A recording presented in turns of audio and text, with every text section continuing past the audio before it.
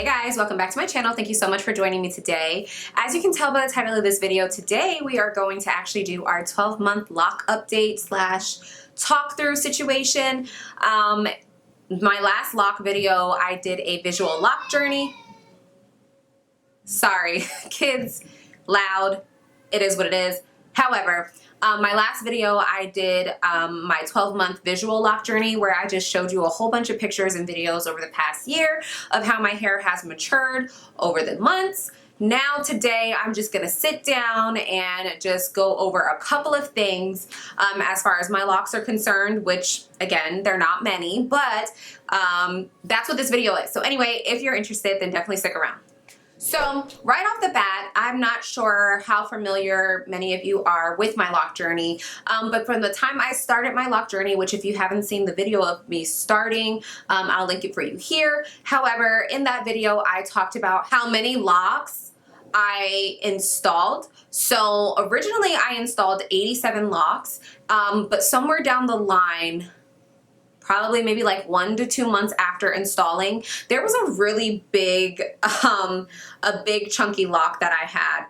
And this, I haven't mentioned this in one of the updates just because mommy brain, I forget. But either way, I had a really big chunky loc. So what I did with that loc before they started to actually loc, it was very early in my process, I took it out, I combed it out, and then I separated it into 2 separate locs, which took me from having 87 locs total to having 88. But then after that, sometime in December, I combined 2 really tiny locs into 1 loc. Both of those things pretty much happened like right around this area up here. I did not record any footage of it. I don't know why necessarily. It was just kind of like a spur of the moment kind of thing with both of them. I just kind of was like, I don't like that, took it out, put in 2 more. And then with the other one, I was just like, those are too thin. Just let me, go ahead and combine those. I did that when I was doing a retwist. So I went from 87 to 88 and now I am back at 87 locs. I counted this morning. So I am standing strong at 87 locs. And I think that again, they are, they're doing great. They're maturing perfectly for what I am looking for in my locs. So yes, I have 87 locs installed. I mentioned this in quite a few videos before, but specifically I mentioned it in my my visual loc journey video where I was just mentioning that like if I had any tips to give, the main tip that I have to give would be if you are planning on starting your loc journey, I 100% suggest that you cut your hair prior to installing your locs. And the reason why I say that is because obviously when we're thinking about starting our journey, I know we all do it. That's what these videos are for, right? We look at other people for inspiration, right? So we look at other people's hair, how many they have versus how little they have, how large, how thin they are, how thick they are, how full they are, just all of these different type of things. We look at all of these things to determine like our inspiration for how we want our locs. When I was looking for inspiration for my locs, I was really inspired by the women that I saw that had their locs kind of in like a bob type of situation. But I knew that I didn't want to achieve that through actually cutting my hair once I started the loc process, just because, I don't know, that just felt like I could potentially mess up my hair. And I don't know the logistics behind it, but I just personally felt like I could mess up my hair if I started to loc and then I cut them. I didn't feel like the ends would seal properly the way that I wanted them to after being cut. So I decided that I was going to cut my hair prior to. And then my other reason was because I had a lot of just dead length. Like my hair was extremely healthy. It wasn't that it was unhealthy. So it's not dead in the regards of health. It was just very long and I really couldn't do anything with that length. And because it was so long, when I would install my 2-strand twists, they would really just kind of weigh down. They would shrink up a little bit, but it wouldn't give me that fullness. It wouldn't give me that body that I was looking for in my hair. So I knew that cutting my hair would help me achieve the look that I was going for with my locs. So with that being said, that is my biggest tip. If you have something in particular that you're going after as far as appearance goes with your locs, if you're talking fullness, if you're talking body, if you're talking shape, I absolutely suggest cutting your hair in that semblance of a form prior to starting your journey. Since obviously starting my journey, my hair has grown significantly and it's not currently in a bob. However, the way that it has grown in its length is a lot more fulfilling for me to look at, as opposed to if I would have installed my locks on my already long hair. It just wasn't the right decision for me. Next on the list, I really wanted to just kind of pose this question, because I say in all of my updates how, you know, I haven't done this and I don't do that and da da da da da. But I look at my hair and I look at my hair's progress, and obviously, could things be better? Things can always be better. There's always room for improvement, no matter what it is that you're doing or what journey that you're on. However, my question that I wanted to pose is it truly necessary to spritz your hair daily, or to make sure that you are sleeping with a, you know, a bonnet or a scarf or on a satin pillowcase, or, you know, things like that? And the reason why I ask is because, just like with the natural hair community, the loc community has a Bible, so to speak, of things that you should do, commandments that you should follow, you know, doctrine that you should, you know, adhere to. And there's a lot of like do's and don'ts, right? There's a lot of like do this and don't do this, and you see a lot of videos. And obviously, loc content is a pretty popular form of content, right? Like, because people are very interested in figuring out like ways to sustain their locks, ways to start their locks, and like I said, always constantly looking for inspiration, right? And there's nothing wrong with that. It's the same thing in the natural hair community, right? But because of that, you see a lot of like, must watch this before you know, decide to get locks, or you see a lot of the 5 things that you have to do, you know, when you start your locks, or the do's and don'ts of locks, and da da da da. And I see all of that, and I just feel like, is it actual fact? Because for me personally, and for my hair type, and for my journey, and granted, I don't know my exact hair type, maybe I'll insert some pictures and show you what my hair looked like prior to getting my locks, prior to the day that I installed my locks. So like when I would do like a wash and go, or if I would just wake up and just be on the go, da da da da. Maybe I'll insert a couple of pictures like showing you what my hair looked like then. But I'm not 100% sure what my curl pattern was. But not my curl pattern. I'm not 100% sure what my hair type was, what my hair type is rather. But what I do know is that my hair has never been one that needed all of the excess do's that they say that you need, right? Like, so in the natural hair community, right, you need a sulfate-free shampoo, right? Then you need a conditioner. Then you need a leave-in conditioner. Then you need a deep conditioner.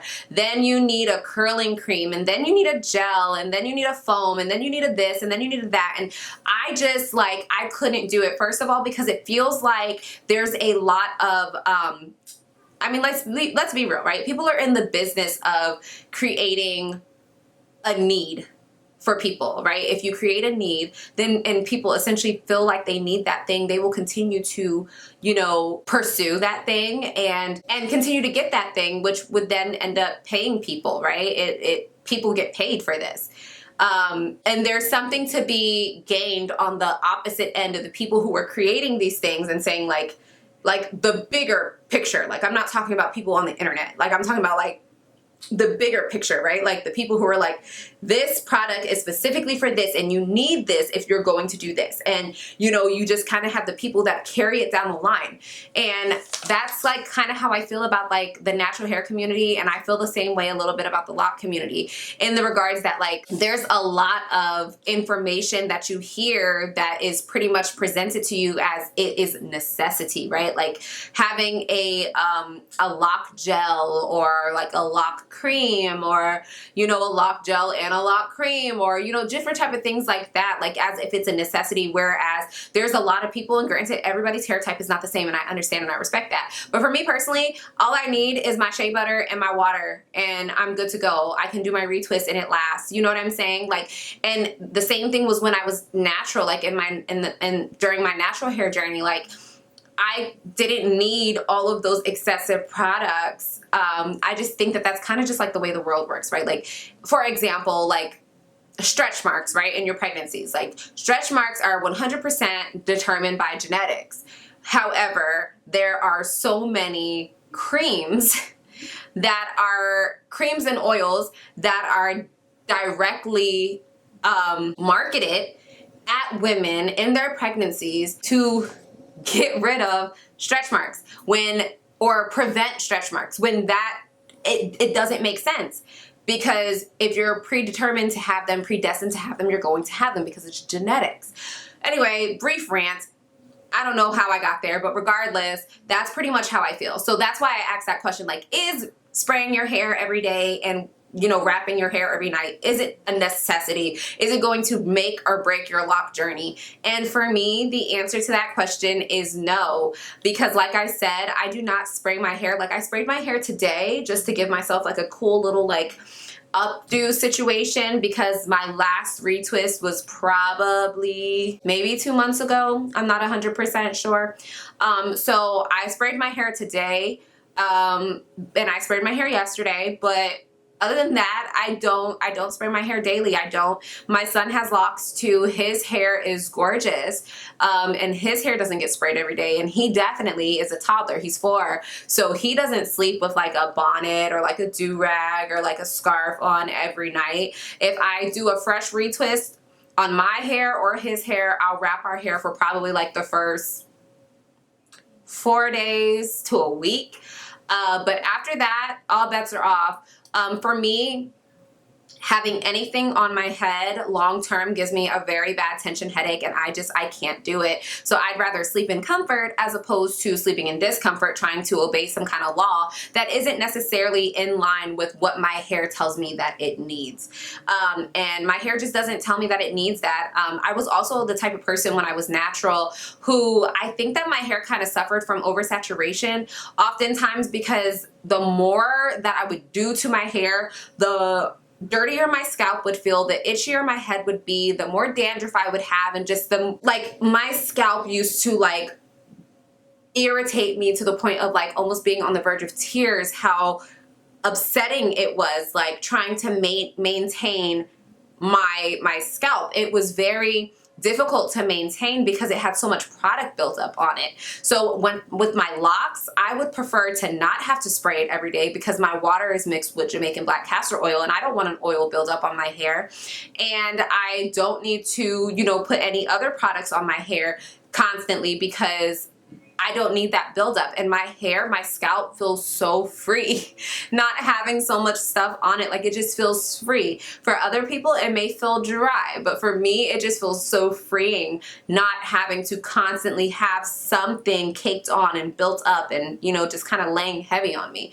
And maybe that's for me why my locks just kind of feel so light, because I'm not weighing them down on like a day-to-day basis by, you know, making sure that I'm giving them some kind of moisture, just because I don't feel like my hair needs that. I haven't experienced any breakage outside of like the breakage I already had around my edges, which I think I talked about it early on in my loc journey, that I had a lot of breakage around my the crown of my head, probably due to postpartum shedding, but also due to just not taking care of my natural hair. So I locked my hair around that time just because it was getting to the point that there was not much that I could do with my hair.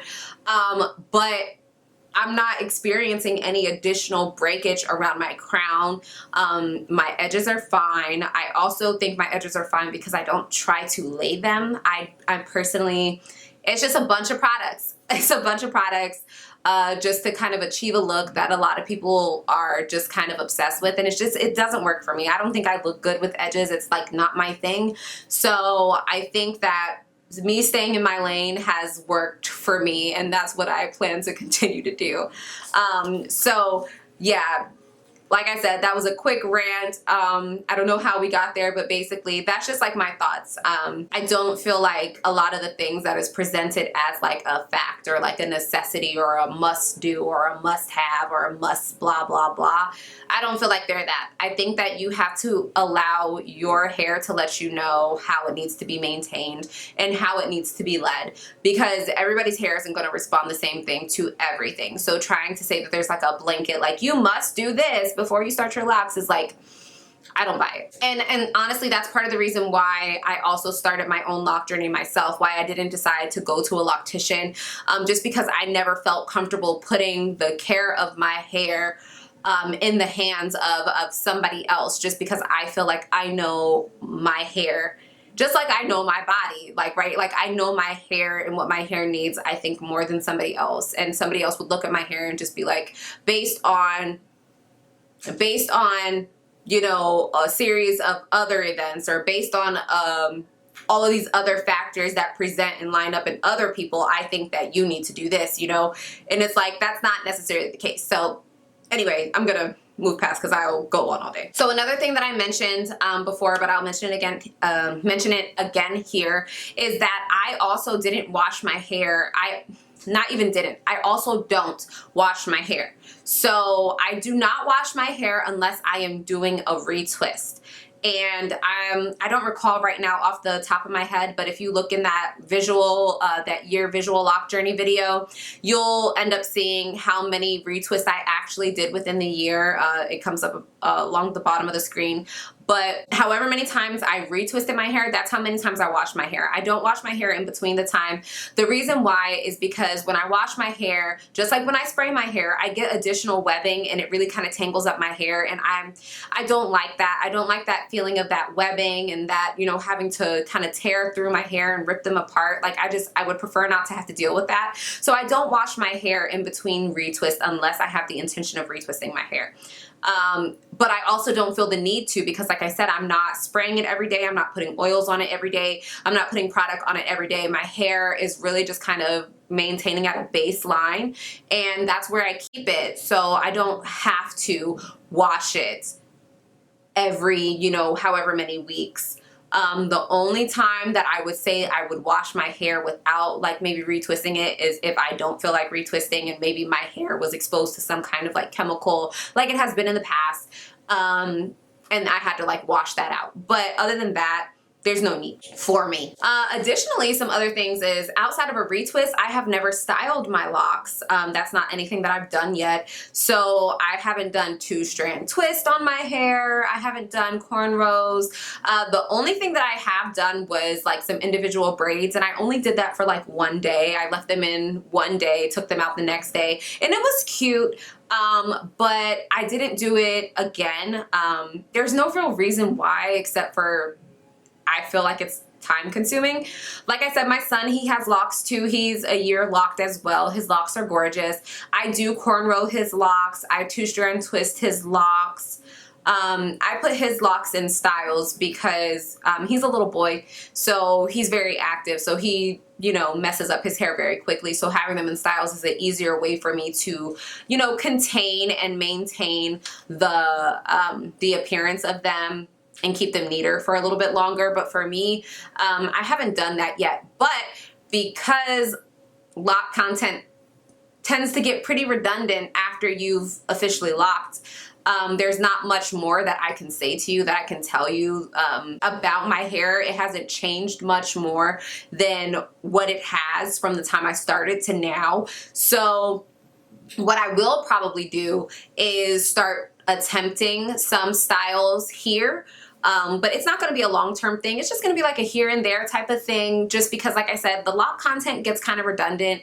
And what I don't want to do is continue to try to milk something just for the sake of milking it, when there's not anything that I really can give or offer. I think I have said all that I could say. I have offered all that I can offer. And honestly, the purpose of me filming my lock journey was just to show you guys this new journey that I was embarking upon, and just like show you how it was going for me.